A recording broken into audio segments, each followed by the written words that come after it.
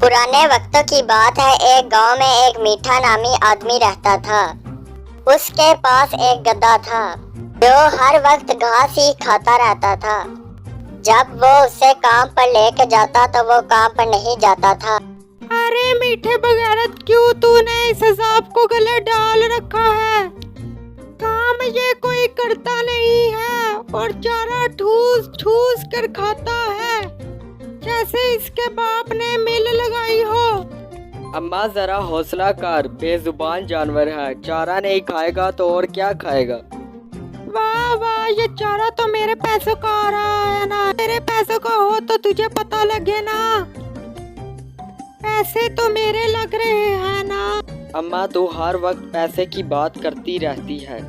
तू शुक्र अदा क्यों नहीं करती कि अल्लाह ने तुझे ऐसा गबरू जवान बेटा दिया है। अल्लाह किसी को ऐसा गबरू जवान बेटा ना दे जो घर बैठकर मुफ्त की रोटियां तोड़ता रहे। अम्मा तू थोड़ा हौसला कर, बस ये मेरा खोता तैयार होने दे, देखना पैसों की रेल पे लगा दूंगा। बस बस, ये तेरी बातें मैं पिछले 5 सालों से सुनती आ रही हूँ। जितना चारा मैंने इस खोते को खिलाया है, तू कम, ये खोता मेरा ज्यादा बेटा लगता है। अरे बेगम तू बस कर, क्या हर वक्त टीटी के पीछे पड़ी रहती है।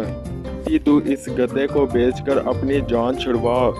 काम तो ये करता नहीं है, बस मुफ्त का चारा रगड़ता रहता है। तुम सब जलते रहो मेरे खोते से, देखो मेरा खोता कैसे मेरे साथ काम पर जाता है। चल मेरे गधे, मेरे साथ काम पर चल। मेरी नाक ना कटवा दी, चल चल। ये कहकर मीठा अपने गधे को चलाने की कोशिश कर रहा था कि गधे ने उसे लात मार कर गिरा दिया। टीटी मिल गया सुकून, मैं कहता था इस नमक हराम को बेच दे। उसी गांव में एक बिट्टू नामी लड़का रहता था। उसके पास भी एक टीटी की तरह का गधा था, लेकिन वो बहुत काम करता था। अच्छा बेगम, मैं गधे को मंडी लेकर जा रहा हूँ। ठीक है, लेकिन इस गधे पर इतना बोझ मत डाला करे। इस गधे को थोड़ा सा आराम भी करना दिया करे। बेगम मेरे पास सिर्फ एक गधा ही तो है, जिस पर मैं जितना मर्जी बोझ डालूं उठा लेता है, और भागता भी 120 की स्पीड पर है। हाँ हाँ, हमारे गधे को बस नजर न लग जाए, आप इसके रोज नजर उतारा करें। हाँ हाँ बेगम, मैं इसकी रोज नजर उतारता रहता हूँ। अच्छा मैं चलता हूँ, मुझे मंडी में बहुत सारा काम है। फिर वो अपने गधे के साथ मंडी जा ही रहा था कि उसे रास्ते में टीटी मिल गया। अरे कोको, कहाँ जा रही हो? मैं मंडी की तरफ जा रहा हूँ, बहुत सारा काम है। बिट्टू भाई, मेरे बात का बुरा ना मनाना, लेकिन एक बात करनी थी आपसे। आपका गधा बहुत कमजोर है, इसे कुछ खिलाया पिलाया करो। मैं इसे सरसों के दाने और देसी चारा खिलाता हूँ। अरे बस बस, इतनी ना छोड़ा करो। मुझे तो लगता है इसके हिस्से का चारा भी तुम ही खा जाते हो। जी नहीं, आपको कोई गलत फहमी हो रही है।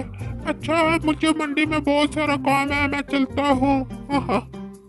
ये कहकर कोको चला गया तो टीटी कहने लगा, अरे यार, इसका खोता तो बहुत काम करता है और ये इस खोते की वजह से याशी वाली जिंदगी गुजार रहा है, और मेरा खोता लगता है किसी सुस्त खोते का बच्चा है, कोई काम ही नहीं करता। अब मुझे एक चाल चलनी पड़ेगी, क्योंकि मामला मेरी इज्जत पर आ गया है। अब मैं रात के वक्त अपने खोते के साथ इसका खोता तब्दील कर देता हूँ। वैसे भी हम दोनों के खोते मिलते जुलते हैं, किसी को पता भी नहीं चलेगा। फिर रात को चुपके से टीटी अपना गधा कोको के घर लेकर आया और अपना गधा वहाँ छोड़कर उसका गधा ले गया। अगले दिन वो अपने गधे पर बैठा तो उसका बाप बोला, टीटी आज लगता है तुम्हारा लात खाने को दिल कर रहा है।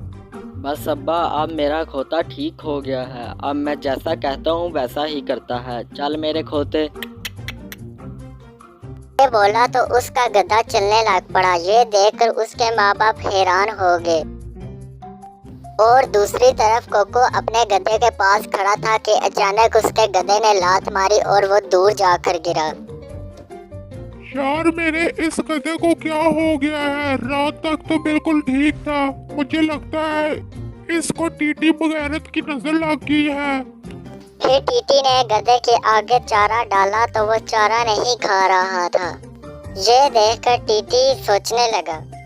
हाँ, मुझे याद आया, ये सरसों के दाने और देसी घी वाला चारा खाता है। मगर मैं इसे ऐसी महंगी खुराक नहीं खिलाऊंगा। सारे पैसे मेरे इसी में लग जाएंगे और मेरा अमीर होने वाला ख्वाब भी अधूरा रह जाएगा। वहाँ दूसरी तरफ कोको परेशान था। उसका गधा ना तो देसी घी वाला चारा और ना सरसों के दाने खा रहा था। अरे बेगम, मुझे तो कुछ समझ नहीं आ रहा। ये तो कुछ खा ही नहीं रहा। जब मैं इसे खिलाने के लिए पास जाऊं तो ये मारने लग पड़ता है।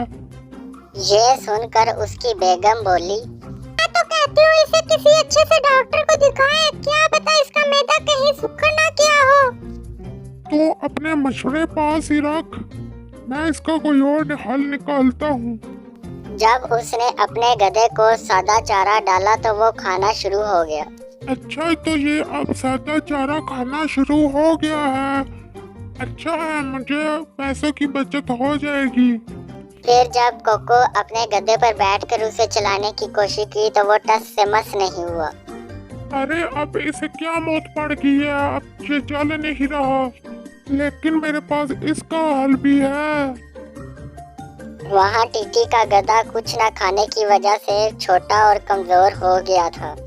अरे खोते के बच्चे, कुछ खा ले। मैं तुझे सरसों के दाने और देसी घी का चारा नहीं खिलाने वाला। क्यों मेरी नाक कटवाने पर तुला हुआ है? टीटी ने बहुत खिलाने की कोशिश की लेकिन उसने कुछ ना खाया। इस पर टीटी कहने लगा, ना खा, मर जा मेरी तरफ से। वैसे भी मैं टीटी को जो गधा दे के आया हूँ उसने तो उसकी नाक पर दम कर रखा होगा। मैं जाकर देखता हूँ कि उसने कोको का क्या हाल किया हुआ है। टीटी ये देखकर परेशान हो गया कि उसका गधा अब काम करना शुरू हो गया है, लेकिन अब वो पछता रहा था क्योंकि अब उसके पास कोई हल नहीं था।